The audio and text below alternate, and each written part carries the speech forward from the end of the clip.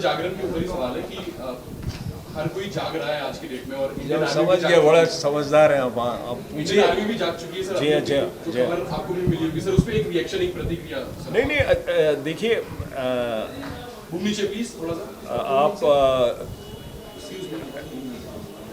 जहाँ तक हिंदुस्तान को डिफेंड करने का सवाल है और जहाँ तक आपकी जो टेरिटरी है उस पर अगर कोई हमला बोले तो उसका जवाब देना मैं और इंडस्ट्री के सारे लोग उसको बहुत ही सही मानते हैं और हम पूरी तरह से सरकार के इस जवाब के साथ हैं।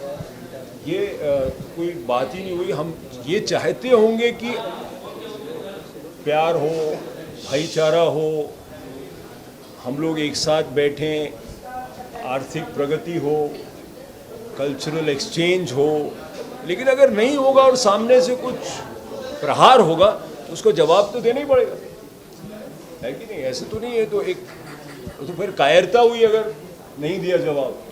तो अगर जवाब, मैं आर्मी का कोई एक्सपर्ट नहीं हूँ, लेकिन बहुत बहुत सही है अगर हमने कोई स्ट्राइक की है और आपने कोई प्रीएम्प्ट किया है कुछ जो हो सकता था, जो मुमकिन हो सकता था। अगर कोई कैंप है जो यहाँ पे हमला बोलने वाले थे और अगर उनको आपने रोक लिया और आपने पहले ही उन पे धावा बोल दिया तो बहुत सराहना करूँगा। इंडियन आर्मी ने सर्जिकल स्ट्राइक की है, आपको क्या कुछ कहना है सोल्जर्स के लिए? गवर्नमेंट ने जो डिसीजन लिया है और टेररिज्म के अगेंस्ट एक जवाब दिया है, जी हाँ। क्या कहना है?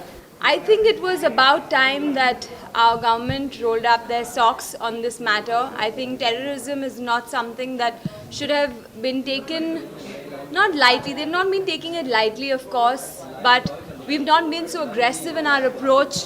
We've not actually ever been in attack mode. We've always been on the back foot. We've always been the ones defending ourselves. I'm glad that the government has taken such a step, because what happened with our jawans जो शहीद हुए हैं हमारे लिए border पे without knowing, सोते वक्त, not taken by us. Being Indians, I am extremely patriotic, and for me, my country, my motherland is everything.